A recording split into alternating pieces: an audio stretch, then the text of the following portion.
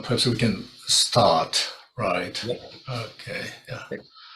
Well, welcome everybody to Oxford Humans' fifth forum on death and dying. And thank you all those who are with me today here. I'm Young-Hee Chi, currently the director of Oxford Humans, and I am in charge of organizing this seminar series. Today we have a special guest, very special guest with us, Professor Keith Ward, who some of you may already know. And following four previous speakers, he will also talk about death and dying, and more specifically about one of the crucial questions we always ask. Do we exist after we die physically? And what does it mean for our life here and now? So it has a theoretical part and also a practical part. But obviously, we hope we'll hear things differently from previous speakers, as we always do, with his own slant added as an idealist philosopher, as well as an Anglican priest. Thank you, Kid, for your kind acceptance of my invitation for this talk and being with us today. Let me introduce Professor Ward to you briefly. Professor Ward taught theology and philosophy at many British universities, including University of St Andrews, Glasgow, London, Cambridge, and later at Oxford, where he was Regius Professor of Divinity. But these numbers looks quite small even compared with the number of books he has written. There are over 50 books so far he has written. Is it correct, Keith? That seems too many, but I've lost count. Yes, I counted it, and I found there are more than 50 books, only books, and there will be numerous articles. And the subjects he dealt with here covers also vast areas in theology and philosophy, like philosophy of religion, the Christian faith, religion and science, Bible and its interpretation, comparative and systematic theology, ethics and religion. It goes on and on. Now he has retired, but he has not been slowing down in writing. He's still writing profusely. And some of the recent books, if you look at the list, in 2020, Keith Ward wrote A Sharing in the Divine Nature and My Theology, Personal Idealism. That was in 2021. And there are another books, Parable of Time and Eternity, and The Priority Mind. They're all written in 2021. And most recently, last year, Adventures in Belief, How I Discovered the Meaning of Life, the Universe, and Everything. So this is the theory of... Okay, and there's a possibility, yes, I can see that, yeah. So I'm sure all these books will provide you with important clues for how he understands death and dying as a philosopher, as well as a theologian. And on top of that, I wish to add one more book, Confessions of a Recovering Fundamentalist. The title sounds very interesting. Professor Ward blatantly admitted here he wrote a theology in jokes, perhaps following Wittgenstein's adage that a philosophy might be written in jokes. That's exactly what he did here. And I understand this is why it was highly recommended by the very Reverend Ian Markham, who is Dean and President of Virginia Theological Seminary, and Sir Anthony Kenny, the past President of the British Academy. If the audience need more information about Professor Ward, please visit his personal website, www.keithward.org.uk, and you will find everything about him there. We'll proceed in today's forum very similarly to previous forums, so 50 to 55 minutes for talk and 30 minutes for Q&A from the audience. But the style is a bit different.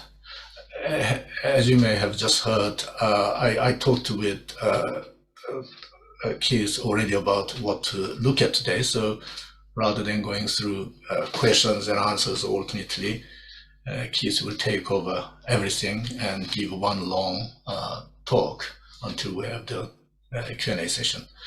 Except when I say anything that I think should be clarified, then in that case I will shortly stop him and ask questions. So that's all for now about our speaker. So Keith, everything over to you. Well, thank you very much indeed. I've never thought of myself as to being before, but it's quite an interesting thought. I should say in the beginning, I am suffering slightly with a speech defect at the moment, so I apologize if my speech sounds rather slurred, but it is only 5 o'clock and I am not drunk. So I should just carry on. Well, do we survive death? Well, I am, as you said, an Anglican priest, so you might think, well, it's obvious I do believe there is life after death. However, I do have colleagues who are priests who don't believe in life after death, or at least don't believe in personal survival after death. And I do, so I'm going to talk about this primarily as a philosopher, but also make some reference to Christian views, since I'm an Anglican minister. From a philosophical point of view, and I have to say, the philosophical view that I came to accept is what helped me to accept Christian beliefs. So it didn't start from my being a Christian to trying to find a philosophy which justified that. It was the other way around, really. I thought of the philosophy first and then thought, well, this sounds as though it might be something in religion. So what was it about philosophy? Well, I was taught philosophy. I went to Cardiff University, first of all. I took a degree in philosophy. Then I went to Oxford. And then amazingly, in those days, there were jobs in philosophy, and I got a job at Glasgow University. So since then, I've taught philosophy fairly consistently. But I belong to the British traditional empiricist tradition. That might sound rather strange, but if you think of the traditional 3 great English empiricists, or British rather, empiricists, they are, one is English, one is Irish, and one is Scottish. In fact, they are Locke, Berkeley, and Hume. Well, Hume famously was not religious, but Berkeley was a bishop, and John Locke was a Christian who wrote a book about Christianity and was a devout member of the Anglican Church. So there was a more than coincidental convergence between Christian belief, or at least an interest in it in Hume's part, suddenly, within their philosophy. Some people, I think, because of the influence of A.J. Eyre, Freddie Eyre, who did teach me at Oxford, think that empiricists are anti-religious, but that's actually not true. He was, Eyre was, it's true, but the philosophy of empiricism is very pro-religious. Now, let me try and justify that statement. Well, it's because empiricists start with the belief that all knowledge begins from experience. And when you think about it, that sounds obviously true, really. If we didn't have any experiences, If we weren't conscious and we didn't have sense impressions and we didn't think, then we wouldn't have any ideas about the world at all. But then you not only have to have experiences, you have to interpret them. And your interpretations are, of course, thought out. And if you get interpretations like, for example, Einstein's theory of relativity, they're so far from just observing things that they show there is a very great element of thought, of pure thought, and construction, active construction of theories when you begin to interpret your experience. I suppose in this respect, it's Immanuel Kant among philosophers who, in his philosophy, thought of himself as responding to David Hume, who became known as an idealist. He called himself a transcendental, or later on, a critical idealist. So you might ask, well, what is meant by idealism and how does it connect with empiricism? Well, you have to be very careful with words like idealism and materialism. They are the opposite of each other. That's one place to start. But they each have very wide spectrum of interpretations. An extreme materialist will think there is nothing that exists in the universe.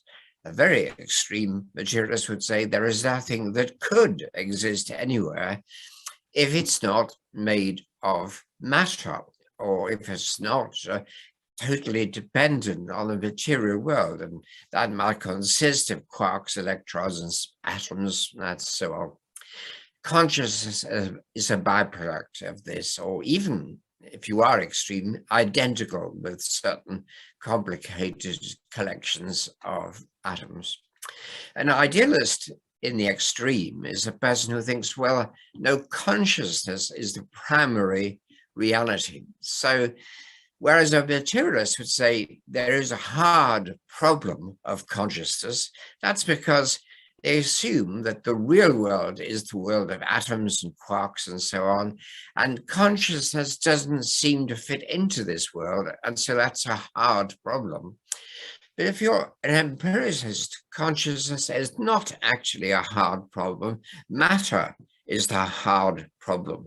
And this comes out in empiricist writings like this. We know that we're conscious, we're perfectly aware of being aware. We know that we have perceptions and thoughts and feelings, and we know that other people can't always tell what our thoughts and feelings are. In fact, unless people talk to us and tell them what they're feeling, we really don't know what they are feeling. So this consciousness is well known to us, and all of our scientific thought and all of our thought in general depends upon the fact of consciousness. So the problem is, what is matter and what's its connection? There still is a problem, but that's the problem. Consciousness is obviously there. We obviously perceive, we have sense impressions, we have thoughts and feelings. We're perfectly well aware of many, at least, of these, but are we aware of matter? And I think an empiricist would say, or did say, Locke, Berkeley, and Hume all agreed that we aren't aware of matter, not directly anyway. It's not something we immediately perceive, because what we immediately perceive, sense perceptions coming through our senses, are really constructions out of things which couldn't be called material. When we talk about atoms, that's a theoretical construct out of what we see. We don't see atoms. We certainly don't see quarks. Nobody's ever seen a quark. So we're not talking there about things we perceive. We're talking about things we theoretically invent to understand the things we perceive and why they act as they do. So there's a problem of matter, because quite simply, and I think most scientists would actually agree with this, we're no longer quite sure what matter is or how to define it. What seems to be true is that the world that we perceive, the three-dimensional world of solid colored objects, is not the world as it actually is in itself, as Immanuel Kant would put it. We see a world of appearances constructed through our senses, but through electromagnetic vibrations in the brain, certainly in the firing of neurons in the brain. These things are true, but it's nevertheless a construct. And what we see, the world we move around in, is not the world as it is when it is not being perceived. It was Bishop Berkeley, of course, who put this most succinctly and provocatively, I suppose, by saying to be, to exist, is to be perceived, to be a subject, an object of consciousness, or it is to perceive, to be that which perceives objects. If there were no consciousness, well, the world of colored solid objects would actually not exist. A scientist might say, well, we would have a world of electromagnetic vibrations, but that world might be in 11 dimensions, I've been told. So it wouldn't be the world as we see it. And so Berkeley took the view that what we see, perceptions, actually would not exist without our minds. And in fact, that the world itself that we see wouldn't exist without a mind which causes it to perceive. The things that we perceive are actually, if you like, what he called ideas, perceptions, thoughts in the mind of God. Well, Locke and Hume had different explanations, but they all agreed as empiricists on this fact that consciousness is primary, that matter is a theoretical construction and interpretation, and perhaps Locke and Hume thought the world as it actually is when unperceived is either indescribable or very unlike the world that we actually take ourselves to perceive. Right, so that's where people like me start. I start from that empiricist position, and we call ourselves idealists because we think, well, consciousness and its contents is more immediately perceived, is more real to us than the world of matter, which is a theoretical construction. Now, a clearest example of this, I think, is dreams. I think it is anyway, that in dreams, we do, most of us, have impressions of spatial areas. Things take up space in dreams. Things are next to one another, and events happen in dreams. So there's a sort of space in dreams. There are things next to each other, and there is time in dreams. Things happen one after the other.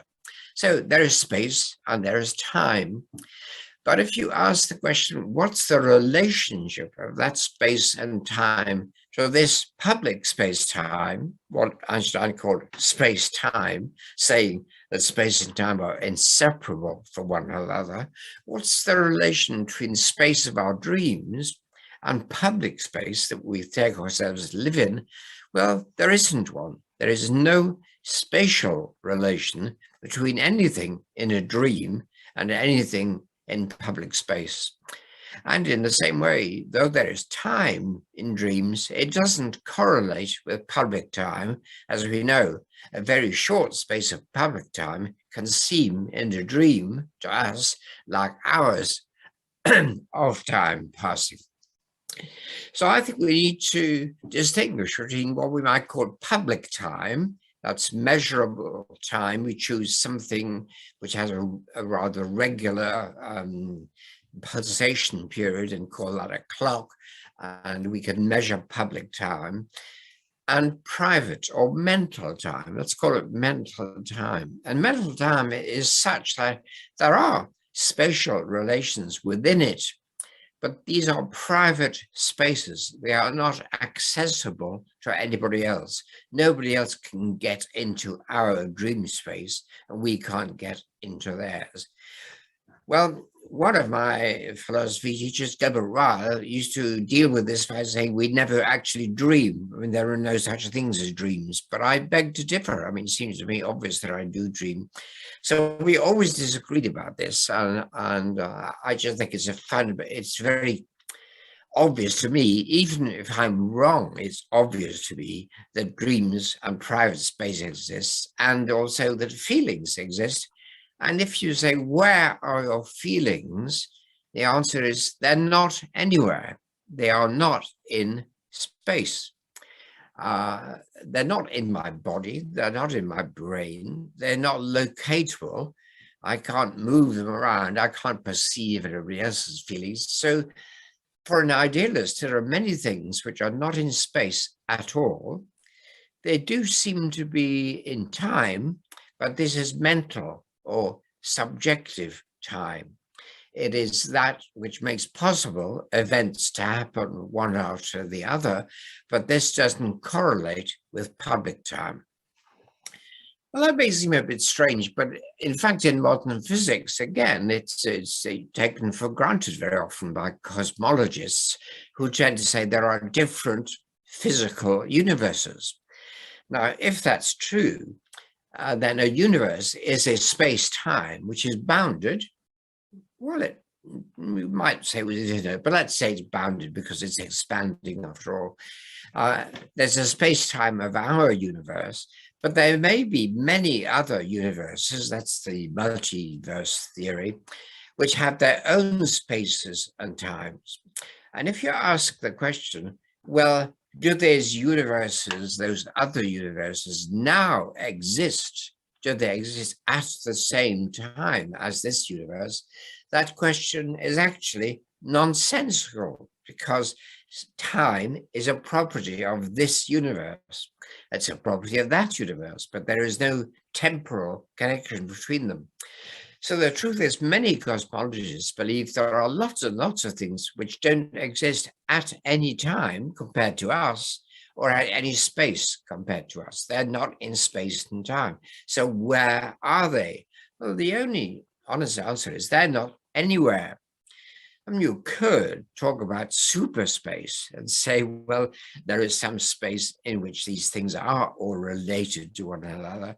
But again, that's just a theoretical construct which you invent to get you out of an insoluble problem. They're actually nowhere. Now, why is that important? Well, because it says straight away that there can be private personal times and spaces which are not related temporally or spatially to this public space-time in which we live.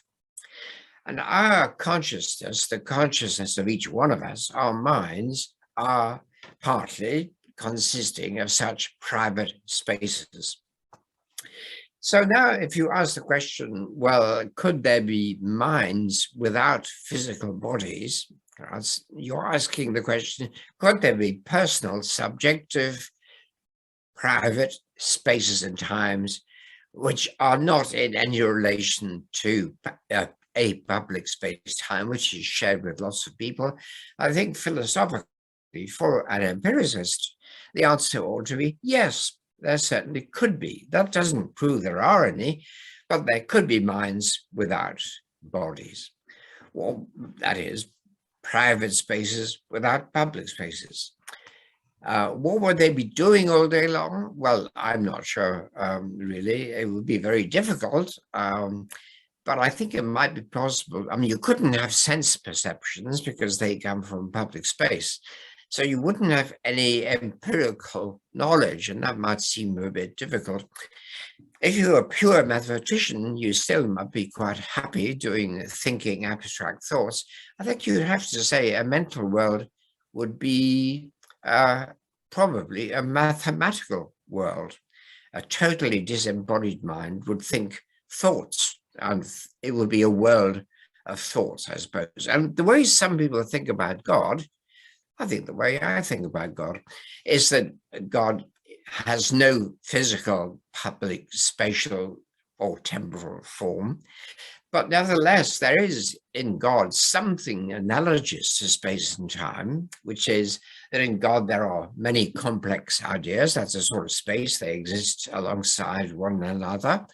And in God, I would think anyway, things happen one after the other. Thoughts happen one after the other. And God's space and time are the elements of the mind of God in which different things coexist and exist one after the other. I think you're committed to that view if you think there is a God who is not in space, but who thinks and who feels and who does things.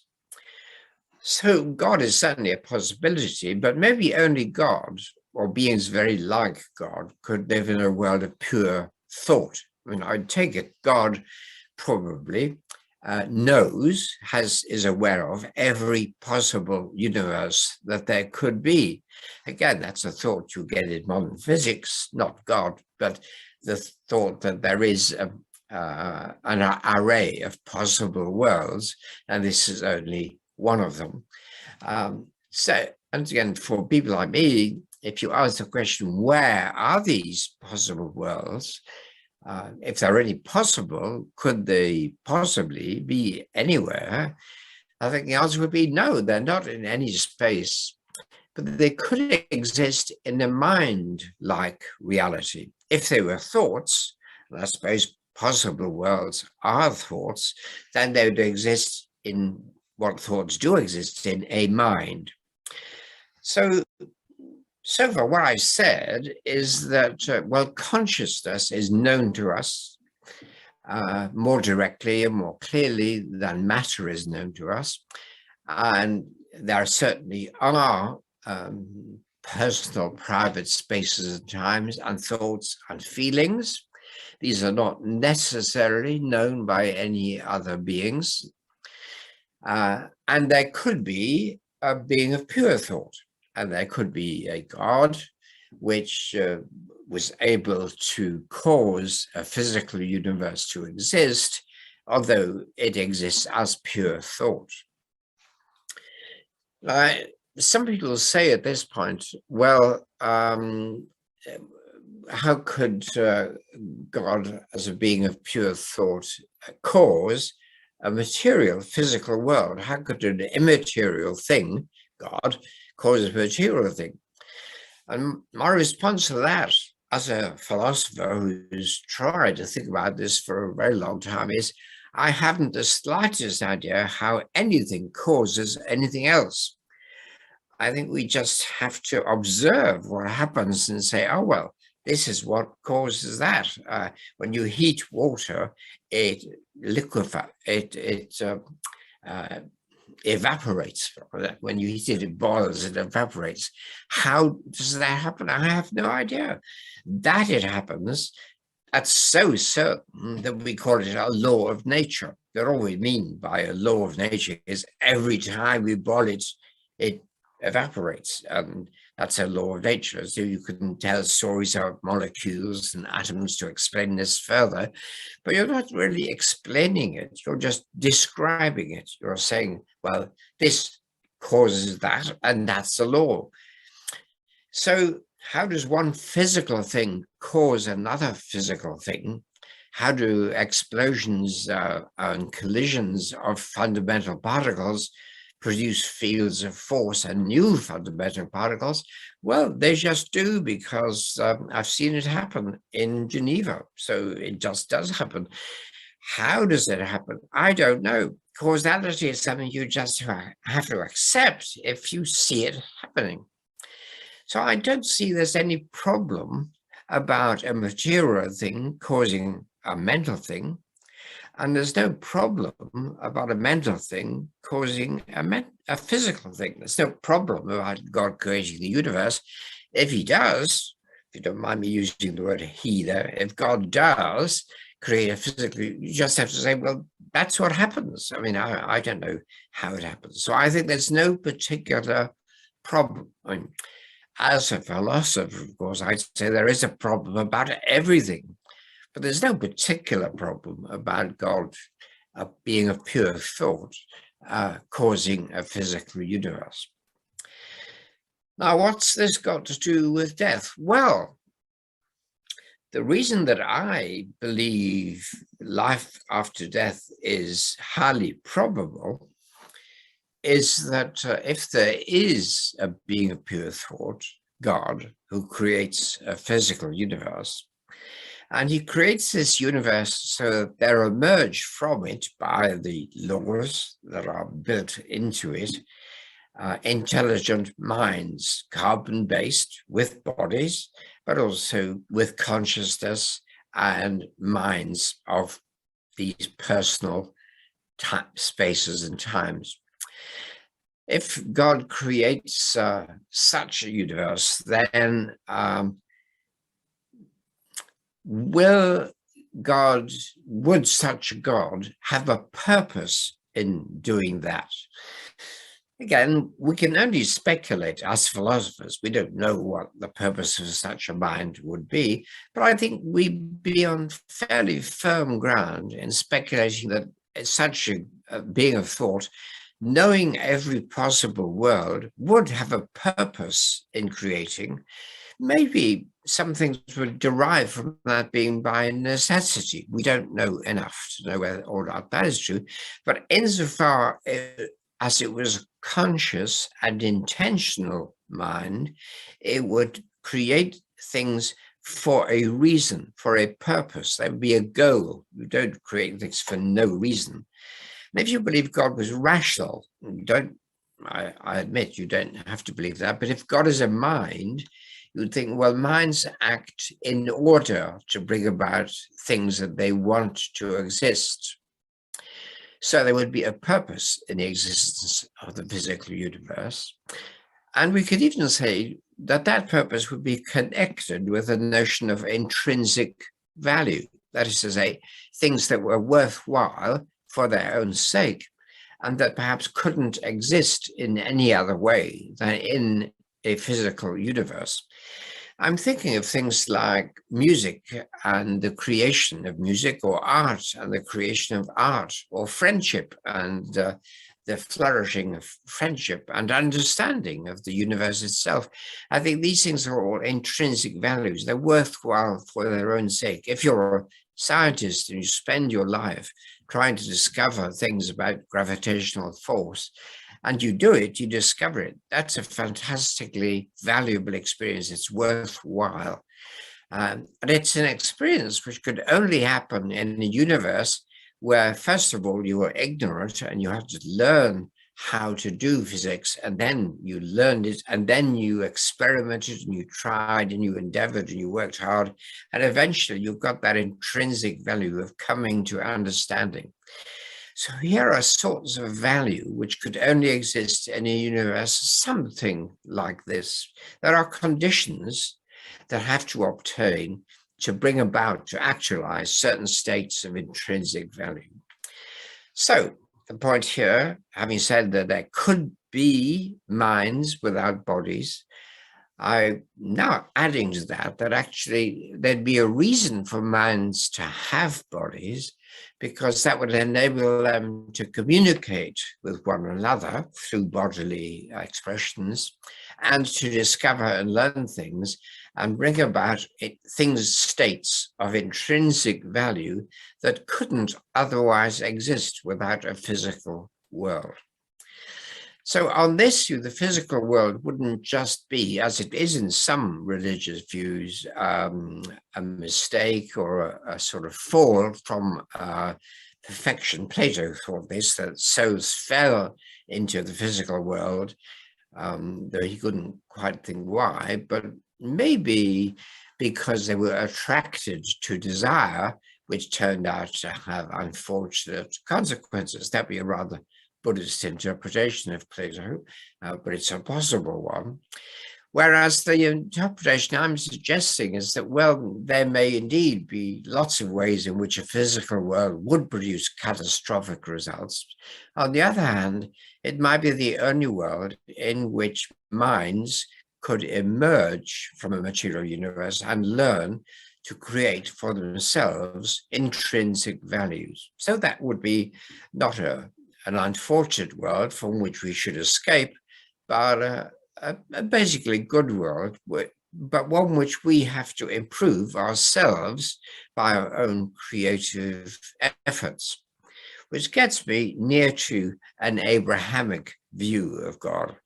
That is one which says, well, the universe, although it's very imperfect, admittedly, I mean, in the Bible, in the Old Testament, the Hebrew Bible, there are monsters, there are snakes, there is Leviathan and Behemoth, there is Satan, I mean, there are chaotic aspects of the physical world. Nevertheless, it's a good world in the sense that it will produce intrinsic values which would not otherwise be able to exist at all. So thus far, I'll be getting along all right, but you might say, what's that got to do with life after death? Well, here I turn to a more personal aspect and say that, well, for people like me, born in a fairly civilized, sometimes, country, and having a rather pleasant academic life, I've had a wonderful life and I'm very pleased about it. And if I died tomorrow, I'd say, well, that was a good life. Well, I'd be dead, of course. I wouldn't say anything. But I would think just before I died that it was a good life and it was enough. I mean, I don't have any particular desire to survive my death, really. It might sound a bit odd from a priest, but as far as my own activities are concerned, I've written enough books now. I mean, you say 50, I don't think it can be as many as that, but I've written enough. I don't want to write anymore, so that'll do. Thank you very much. However, there are millions of people in this world who are not in such a very lucky position, and it is them that I worry about. I mean, what about all the millions who starve and who are oppressed? What about all the people who do evil? They can't all just find some intrinsic value in their lives, which God created them for. And so it's from the existence of evil in the world that I feel the compulsion to say there must be more to mental existence than just existence for such a brief time in this world, if there is a God who is in any way concerned for the production of intrinsic value. There's just not enough intrinsic value for enough people for this world to be all there is. So I hope you see the way that argument is going. The argument that there could be a life after death comes directly from idealist philosophy. I mean, there could be minds without bodies, so there could be a life after death. But the thought that there is one comes from thinking that most human lives, probably most human lives, are unfulfilled. They do not realize all the potentialities they have. And if they were created in order to realize those potentialities, then they must be realized beyond this world. And that is my motivation, philosophically speaking, for saying, with a God creating this world, and I think that is philosophically defensible, you would have to believe, given the evil in the world, that there is life after death. Would the life after death compensate for that evil? Well, I shall just spend the rest of my talk now in trying to say what I think about that. So I've said there could be minds which continue to exist with the same thoughts and feelings, etc., as we have now after the death of the body. And so there is a God who created the universe, so God could make that possible. And God, I presume, on most understandings of God, would know and remember everything that happened in the physical world. So God could make it possible for beings who survive their bodily deaths to know things through knowing God. There'd be a sort of telepathic, if you like, knowledge of God and of all the things that have happened in the world. But there are one or two problems that come out of this. Well, one of them is, well, what about people who are not evil, but who just have got it all wrong, and they don't know there's a God, for example, or if you're a Christian and you think Jesus was important, well, they've never heard of Jesus. So what happens to them? Again, thinking as a philosopher rather than a theologian, I would say, well, there must, if God has created beings for a purpose, there must be some way in which this purpose could be realized. So after death, although I believe our personal minds will continue to exist, they will actually be embodied and not completely disembodied. And by that, I mean a body is that which enables new information to enter a mind and which enables minds to act, to create new states of affairs. That's what we need bodies for. And thirdly, for us to recognize other minds. So having a physical body enables us to get information, to create new states of value or of disvalue also, of course, and having a body enables you to realize, as I see looking at you, that I can see on my screen now, that there are other minds around. I remember my old teacher, Freddie Eyre, used to say, well, I can see all you bodies sitting there. Those are my sense impressions, but I don't know if you have any minds. In fact, of course, I didn't think anybody had any minds, so that was rather strange. But I take it that if I see bodies, that's the way in which minds become apparent to other people. So there are good reasons for having bodies. But of course, they can't be bodies like these. I don't want to go on the way I am now. No, there's nothing much wrong with me, but I really don't want to go with the same body.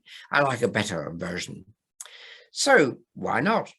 And now, of course, for me, if I turn to the New Testament and I read what Paul said in one first letter to the Corinthians, chapter 15, he quite clearly says, and I'm surprised that some Christians don't seem to have read this, but Paul quite clearly says, the body that will be is a resurrection body. So you will live after death and you will have a body, but it's not this body, this physical body, which he calls soma psychikon, the physical body, will corrupt and die. Flesh and blood, he says, Paul, cannot inherit the kingdom of heaven.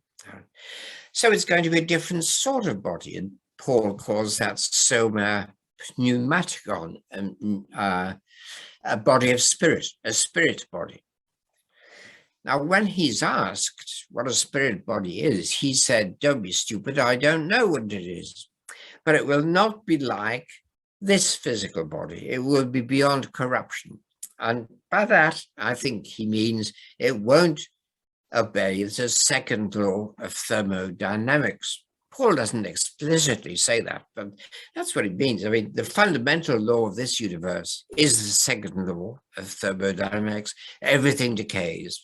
It's part of what life is. Everything decays. So there's no decay in the spirit world.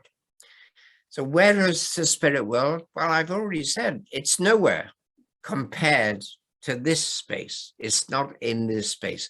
It's a different realm. It's like another universe, though it's not physical. It has different properties from this universe, but in it there are bodies which are suited to the environment in which they live. So there will be resurrection bodies. I'm saying now, yes, I do believe in resurrection bodies. Is this like reincarnation? Yes, it's very like reincarnation.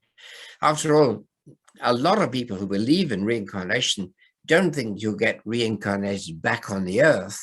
You get incarnated. You take a different sort of body somewhere else in some other realm. And most religions think there are many spiritual realms. There are 6 heavens and 6 hells. maybe, or maybe more. There are gradations, and you can live, and within the Christian tradition, Saint Gregory of Nyssa said this, you may live in very different bodies, and as you learn successively in these realms of spirit, you take different bodies until you become more and more like God, the supreme creator and goal of everything. So there's something in the Christian tradition, and not only in the Christian, but that's where you find it most clearly, I think, which speaks about having different sorts of bodies after you die. Well, what about, coming to the end now, I'm going to stop quite soon, but what are people who do evil and who suffer evil? Well, I think this would lead you to think that the universe would only be just, would only have a moral order if those who do evil came to realize the gravity and nature of what they had done. And they would then be tormented in the sense that they would regret and feel what they had done strongly. But this would be punishment, yes, but a corrective punishment. That is, there is no, for such a view as this, there is no unending hell or place of torment from which you could never escape. It has to be true. If there is a God who wants to create for the sake of intrinsic value, it has to be true that everyone, without exception, will have the chance of growing spiritually. So that there is, this is slightly unorthodox for a Christian, I suppose, but I'm not going to give this belief up. There has to be repentance after death possible for everyone. And it must be God's will that people do repent, that is, turn to God and depend upon the life of God. So, in short, you can exist after death. You will exist in a body, but not in this body, in a different sort of body. You will retain your memories and thoughts, but they will be changed because you'll be in a completely different sort of environment. There are spiritual worlds beyond this, which we shall inhabit. There are worlds of learning and correction, and those could be called hell, though in the Bible, the word hell does not occur. In the Greek, there's no word for hell. And there are heavens, and that is places of bliss and increasing understanding and compassion. And the end, the goal of the whole of creation is that all things, I now quote from the New Testament, all things in all the spiritual worlds and on earth will be united in God. So that is what I think about life after death.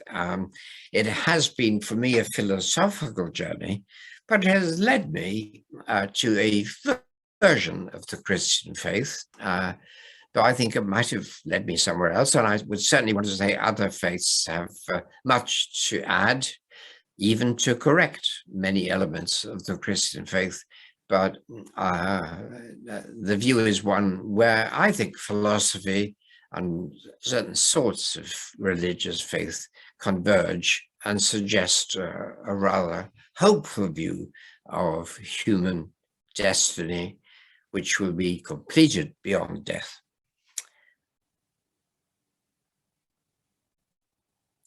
That is the end.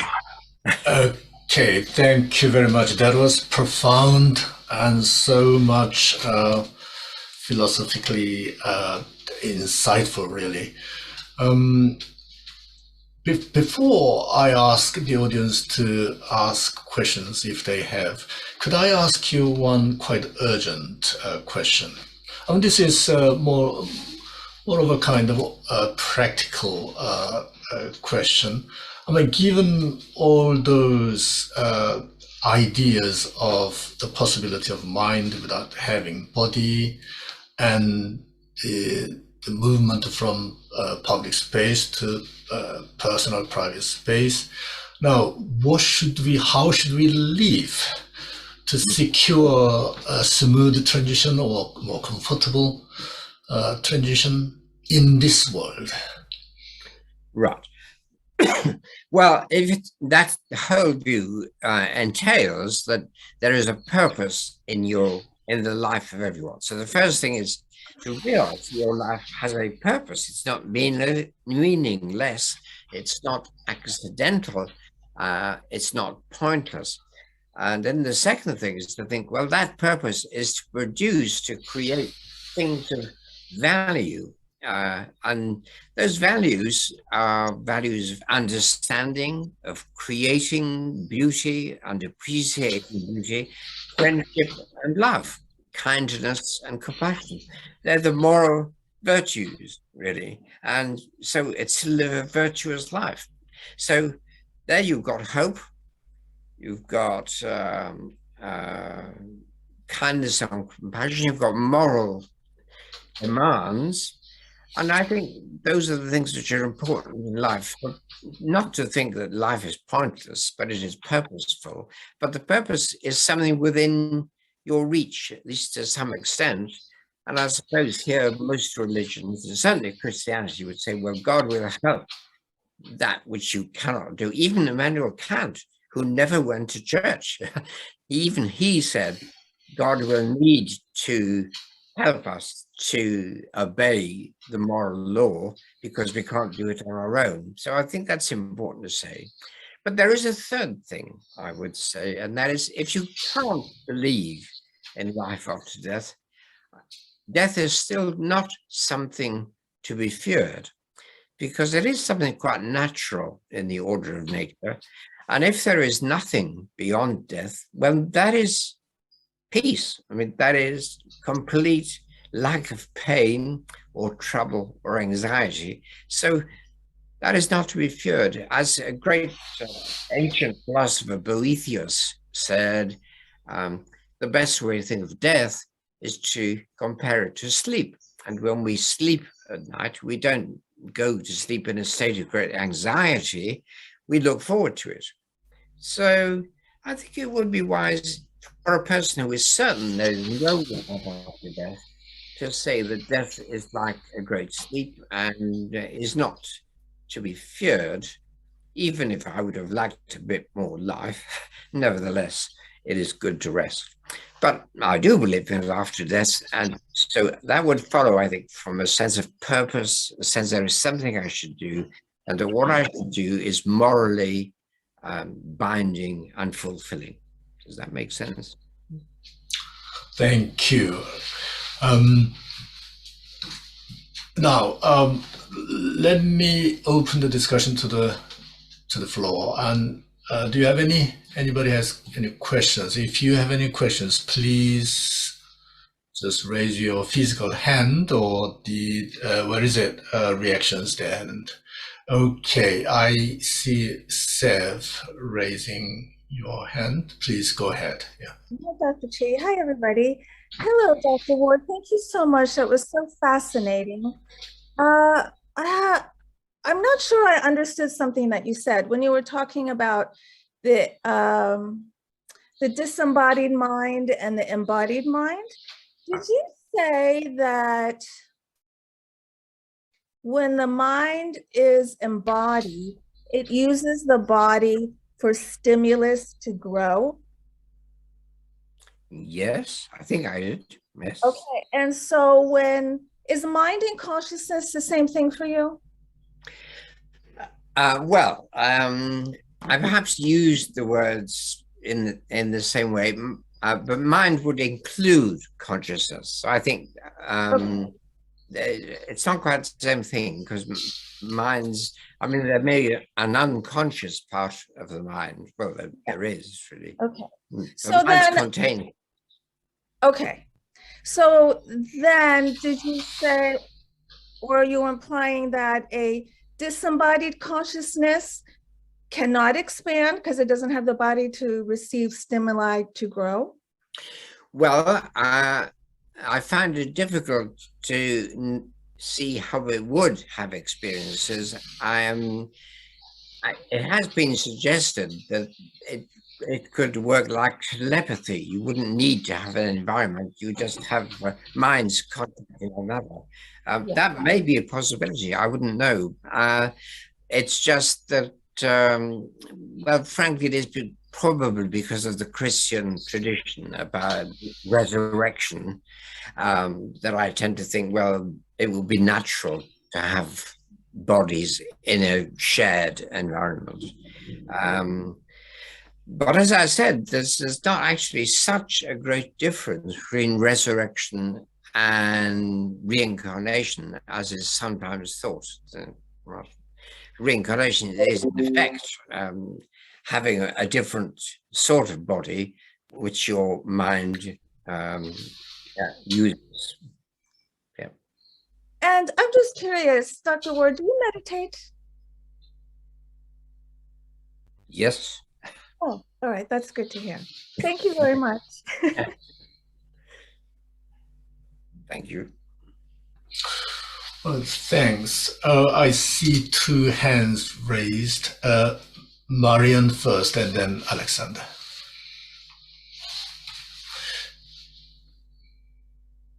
Okay, can you hear me now? Yes. Yeah. Yes. Thank you very much, Keith, for a fascinating talk. I wanted to thank you, and I also wanted to draw people's attentions to near-death experiences, which seem to completely reinforce what you've said. After near-death experiences, people come back and they are changed. They become more moral, they become more loving and compassionate. They often also mention, which has just been raised, that communication after death is via telepathy. So those experiences seem to confirm what you have reached through your philosophizing. But thank you. Well, thank you for that. It's rather odd, really, that philosophizing led to this. And I have to say, I probably in a minority of British philosophers in these thoughts, but if you look at philosophy through the ages, I'm in a big majority, so I take comfort from that. Yes, I didn't refer at all to near-death experiences or things of that sort, because I am a philosopher, and so we just sit around and think. Yeah. And I experienced, so that's why I did it. Oh, right. Good. Good. Yeah. Okay, thank you. Alexander. Pastor Ward, thank you very much for your wonderful presentation. I have two questions. First, could you clarify a bit more in which sense do you call yourself idealist?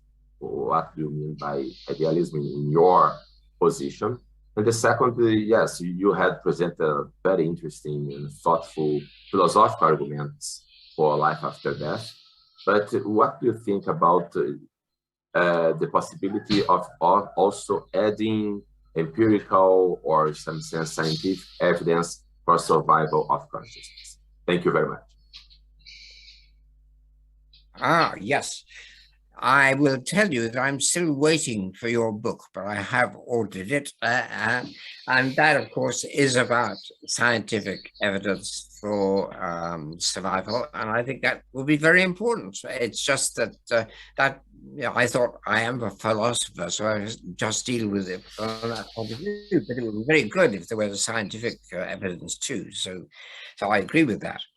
So idealism, there are different sorts of idealists. I'm a personal idealist. So by being an idealist, I mean the mind is the fundamental reality. Without mind, there could be no physical universe. The mind takes priority. When I say personal mind, I think a lot of idealists are what they call themselves absolute idealists, that the ultimate mind, it's not mind really, it's impersonal, it's an impersonal reality. For me, this reality would have the characteristics of thought and feeling and intention. So to that extent, it would be like mind. I don't say, I mean, it would be more than that, but at least it would include feeling and thought and intention. For me, that's quite important. So that's a form of personal idealism.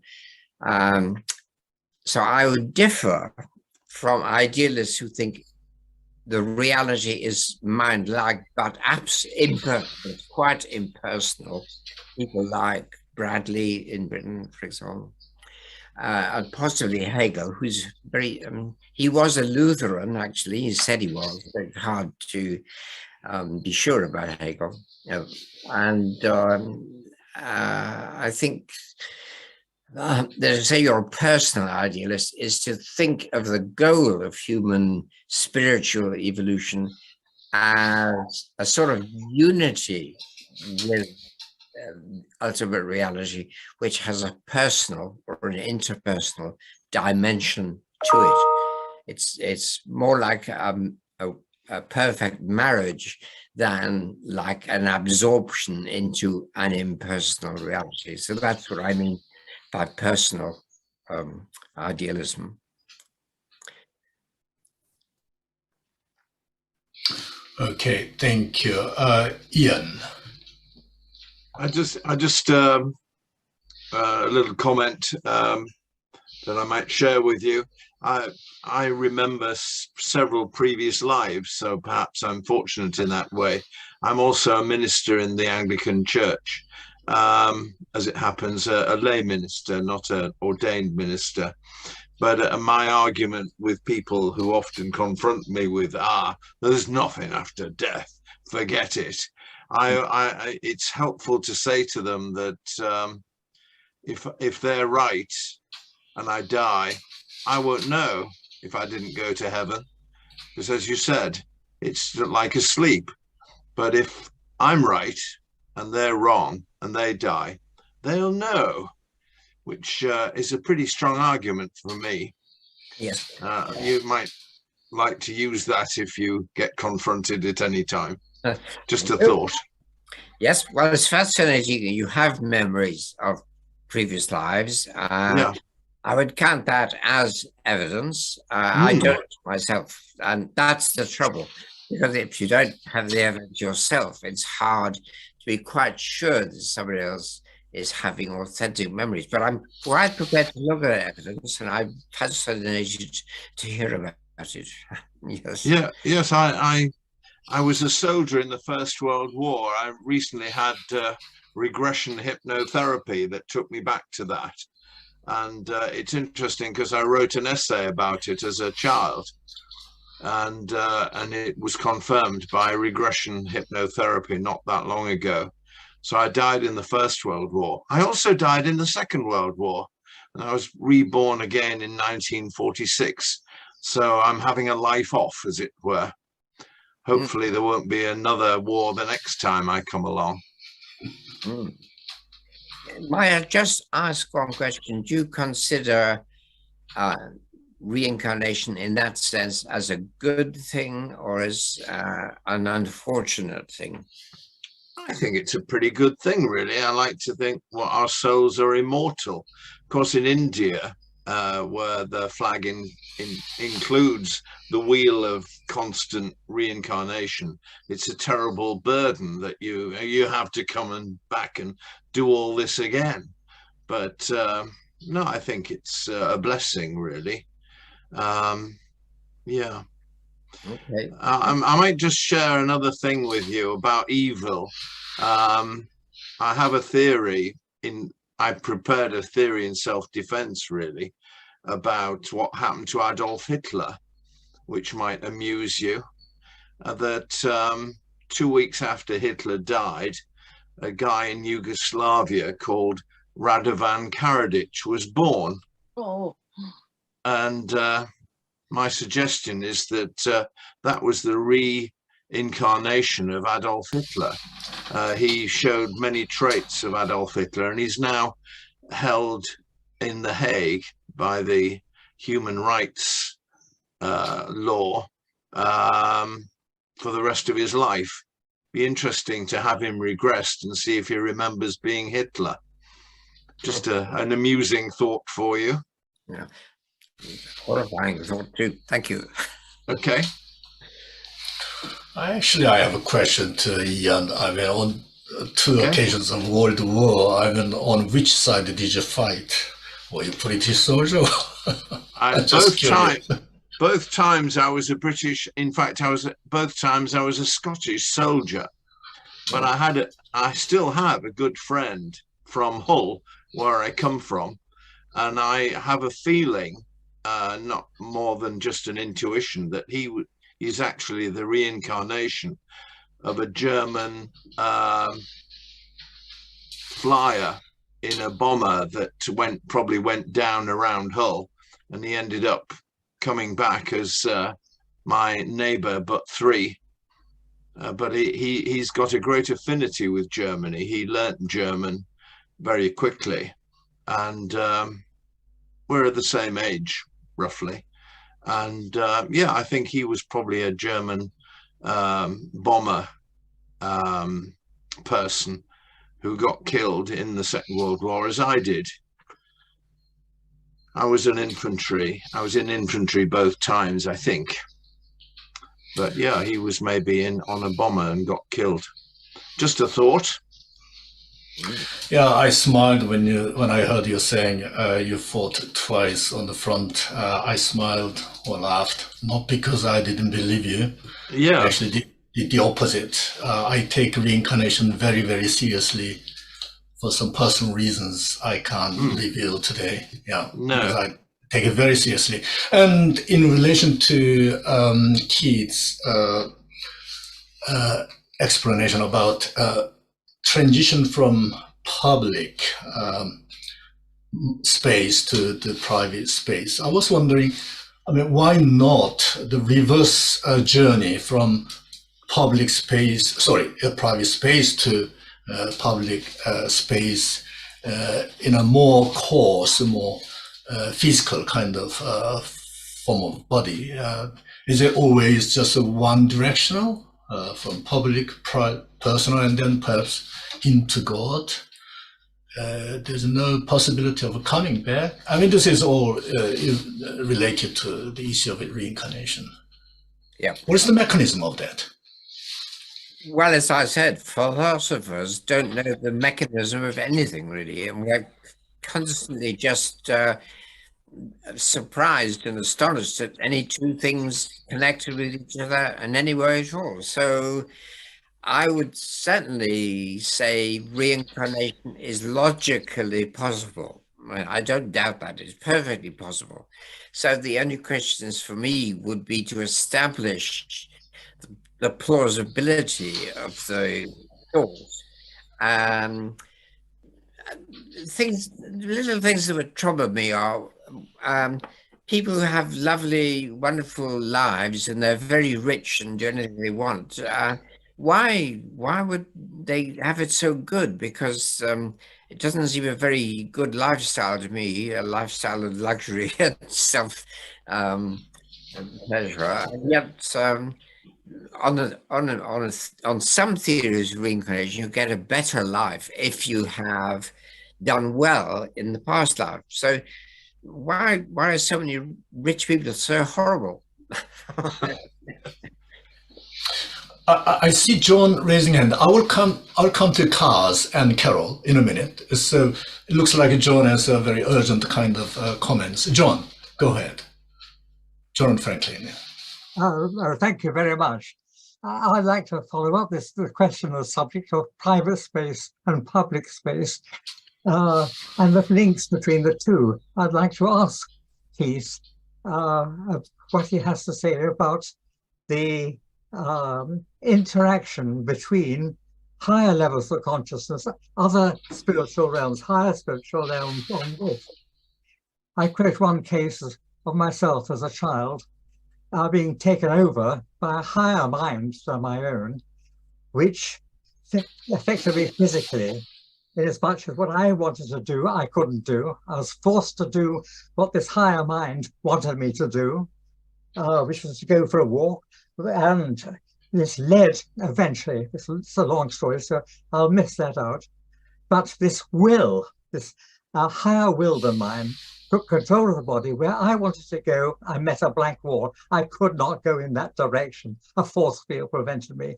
So I had to go in another direction, which was permitted to me, which led eventually to a very meaningful relationship. And I won't go any further than that. When this overriding will then stopped.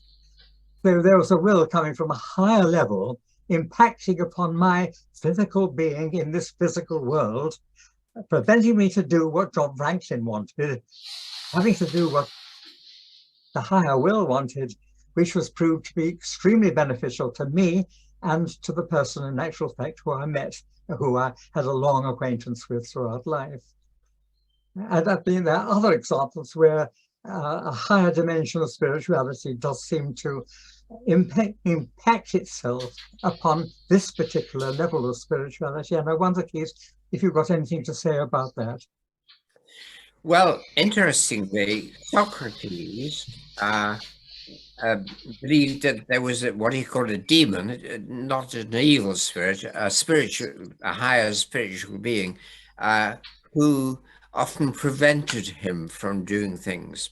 So that's well entrenched in the philosophical tradition. And I think I was in the Air Force, and people during the war, which I wasn't, often talked about angels helping them to find the way home, etc. So there are many reports of that sort, yes. And philosophically, all I can say is, well, it's certainly not impossible. Right. Okay, thank you. Kaz, you waited for so long. No, it's fine. Thank you very much. I like the talk. Thank you very much, Keith. I understand the Christian side of it because I was brought up as a Christian when I was a child, young child, until the age of 14 when I actually passed over. I had a major NDE, and I mean major. I had a life review. Went down the tunnel, the usual, what people say is actually true. I can only say that though. Had a life review, and there was a being, it's the only way I can put it, if you call it God or whoever, was next to me. And I think at one stage, Keith, you said about, I'm going to be careful if I'm wrong. I think you thought that you had to have a body or something, on the other side. No, you don't. It's a spiritual body, and it's telepathic. This being, if you want to call it that word, didn't speak to me with his mouth. He spoke to me with his mind. And he spoke to me telepathically. And I got shown snippets, not the whole thing, I was only 14, but snippets of my life. And I got shown, I'll be as quick as I can to explain this, but I got shown certain things where, I did right for someone. I wasn't a bad kid, I'm not a bad person now. But there was a situation when I was about 5.5 where an accident happened. That's the only way I can put it, from a brother. And I got shown that. And because of that, you get empathy. You feel, not just for you, you feel what they felt at the time. And that's what you judge. There's no judgment. You judge yourself. And that's what I got. So when I came back, and that's the only way I can put it, which I didn't want to come back, trust me, I came back with more things than I had before. I saw spirit when I was 3 anyway. But I work as a medium. I work upwards. I work with whatever you want to call them. In respect of the other side, yes, you don't need a body. You really don't. There's loads to say, but I can't go on about that too much. But life after death, oh God, yes. I work with people who passed on to give messages and other things. But I've also I actually moved spirit over from people's places. So these are people who are stuck, because I think you touched on the fact that some people, what if they didn't believe in a certain religion or believe in God? You do find sometimes that spirit people, I'll say people for people, that if they don't have a sort of belief system, or they are frightened, they don't go, they actually stay here. So that's where you get your earthbounds. Inspector John, who just spoke, oh Christ, sorry, my head's gone. Oh, I know. He said about a higher being when he was a child, helping him. That's a better way of putting it. Yes, that does help. You do get free will. So, but you do get higher dimensional beings, and they try and help you. And it is free will. But if by chance you're going to do something in your life which is detriment, you'll find you'll get either an obstacle in your life and you can't do it, or in his case, they turned him around and showed him that way. And it does happen that way. It could be the simplest of things like synchronicities, but things like that do happen. So the life after death, going back to that again, does exist, but I can say that, by the way, so I'm not one for lecturing. But in respect of not being fear of death, oh God, no, not at all. I know where I'm going. I'm not fearful of it. So I know that's hard if you haven't had that experience, but trust me, this is the place you don't want to be. Trust me on that one. You know, there's so many levels though. And the other thing was about evil people, and I'll shut up then. When it comes to evil people, they don't go in the same place. Otherwise we'd be shaking hands with Hitler and whoever. What it is there are different planes of consciousness. I think there's 12 to my knowledge, 12. I work as best I can. I've got loads of books, but I do work that way anyway. And what it is I'm hoping Mrs. Joe Bloggs will be in the middle somewhere when I go again. But you'll find people of a lower energy, if that's the term, you know, your bad ones, they're on a lower astral plane. That's where they belong. That's where they stay, so to speak. And what it is when they pass over, when they go over, should I say, and they get shown what the deeds they've done, if there's no humility or empathy of them, they literally, it's like, that's it, goodbye. And they actually do go down the lower levels. That's what I deal with on this earth. That's ones I have to get rid of as well. So I'm hoping that makes sense at all. But in respect to Keith, yes, I was brought up Christian views and is this and this and that's a lot, but it's not like that at all. In fact, not at all. You know, there is a being there, God or whoever religious you want, but there's definitely someone there, and you don't go on your own either. You don't go on. I went on my own because I went quick. But you don't go on your own. Thank you very much. So much. Keith, do you have any comments on that? Well, I think you're absolutely. I absolutely agree with you that punishment is not something that somebody imposes on you from outside. It's coming to know and realize what we really are. But I would like to say that one would hope that nobody, on whatever low level they get, would be stuck there forever without hope of getting back up again. That's the thing most important. They have, sorry, could just jump in quickly on that one. They have to learn the lessons. Kaz, can we come back to you after Carol? Yeah, we have a little bit of time left. So after we hear Carol's question. Good evening, Young Hay. Can you hear me okay? Yes, that's fine. Good evening. Can't see you though. No, there's no, I shall stay relatively anonymous during this chat, but thank you very much, still very interesting. I wonder if I could offer you some knowledge for sort of progression, as it were. I've just written an article called How Religion Stole God. And in that article, I mention the origins. For example, the term sin is an archery term. It just means to fall short of the mark. So in my writing, I write about levels of consciousness. And in old knowledge, the mind is the soul.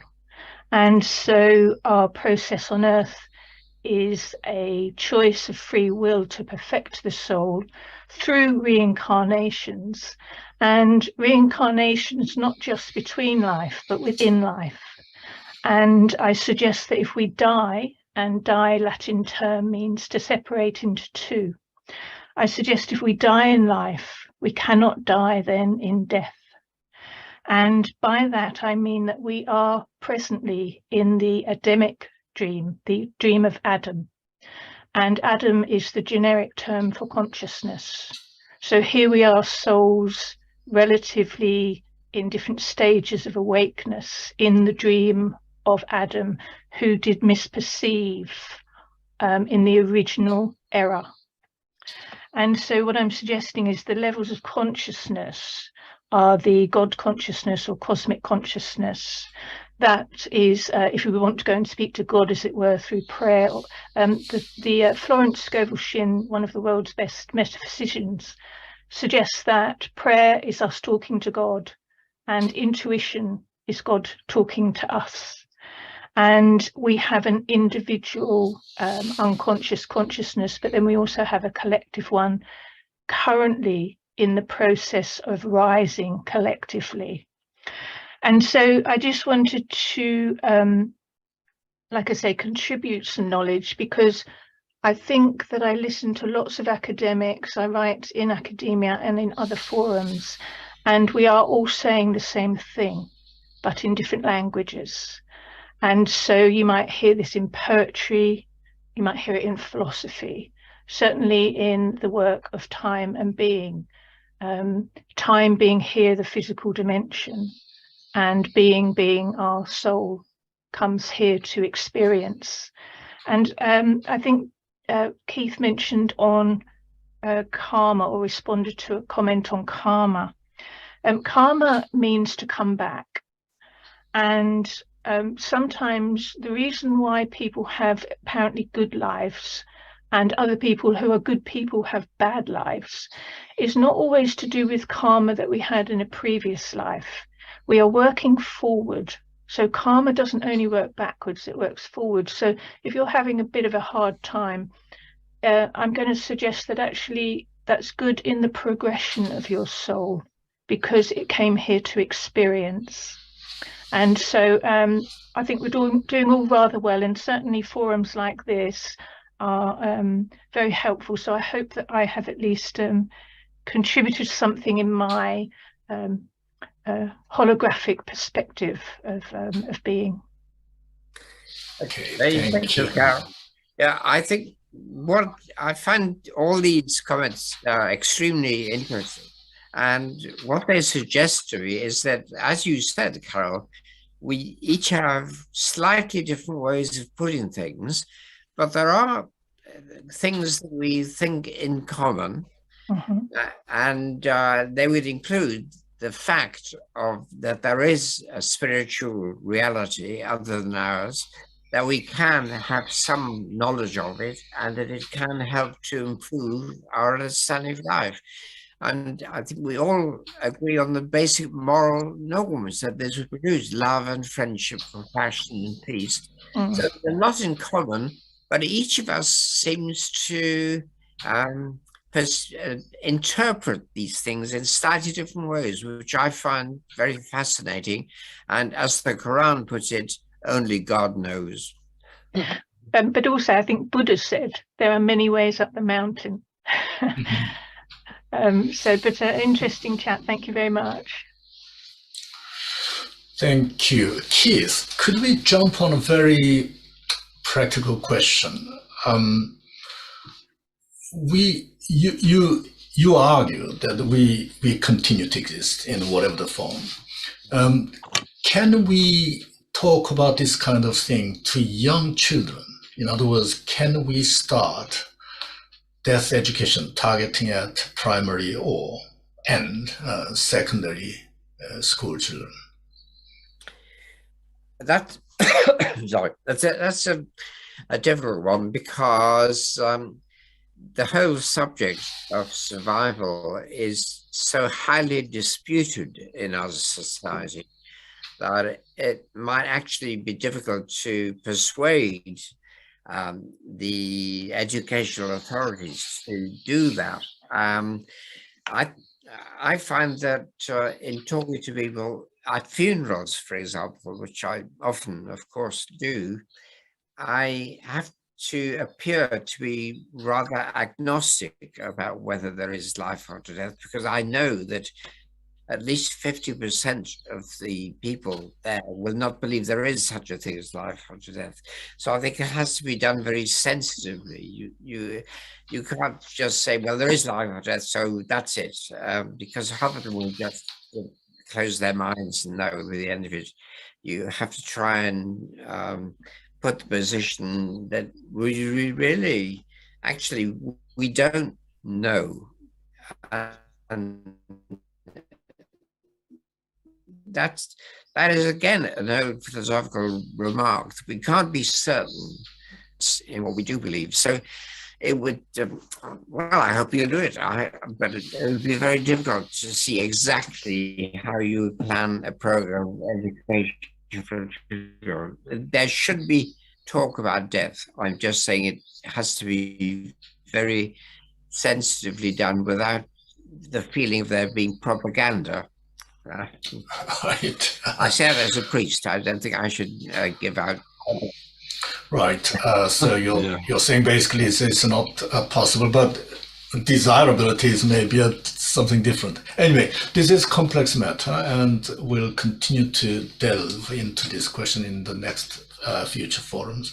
We have only 3 minutes left. Ian, I see your hand raised. Is it the old one or new one? Okay, you have another one. Could you make it short and very short? Yeah, I think the reason about wealth and not wealth is because we come back in families, and families accumulate wealth.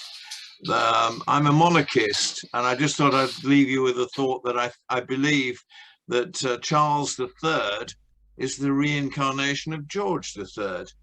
He wrote an excellent essay on the life of George III at university in Cambridge, and gave many interesting insights. And I immediately thought, as a young man, he probably was George III then. So I'll leave you with that interesting thought. Okay, thank you very much.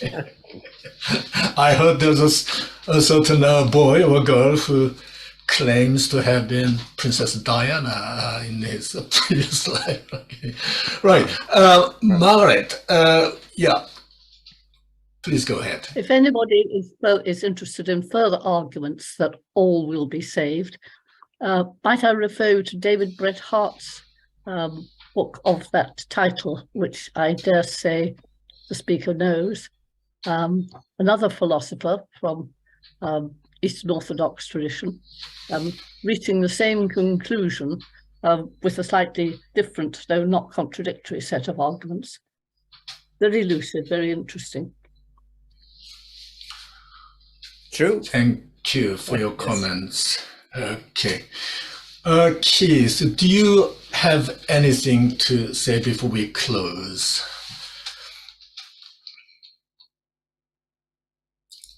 Keith, No, any? I find it very fascinating, and my thought is how little we know and how much we have to learn, and we must be open to ideas that may seem at first strange. Okay, thank you. We have so many thoughts and comments that you might want to make today, but we have, unfortunately, we have limited time, but we'll have future forums, so please come back and continue your suggestions and comments. Now, before I close, I want to make a short advertisement about future forums. If you go to Oxford Humans website, www.oxfordhumans.com, you will see future forum schedules. On I think it's the 25th of this month, we'll have Pim van Lommel, who will be talking about near-death experiences. And 2 days after that, 27th, we'll have parents group meeting, the Soul Seekers, which is a parents mutual support group. Will discuss how we will help our children to cope with the fear of death so that they can live fully and authentically. So you are very welcome, all of you, and please come to the meeting and share your thoughts and experiences and make a contribution. Right. Well, thank you very much, Keith. Your talk was tremendous today, and I hope everybody here will have found something that they want to carry with them and chew over it, enriching their life. And also, thank you very much to all of you. So I hope I will see you again very soon. And meanwhile, I wish you all the best. Good. Thank you. Thank you. Thank you. Thank you. Thank you. Very much. Thank you. Bless you. Thank you Bye-bye. very much. Bye-bye. Bye-bye. Yeah.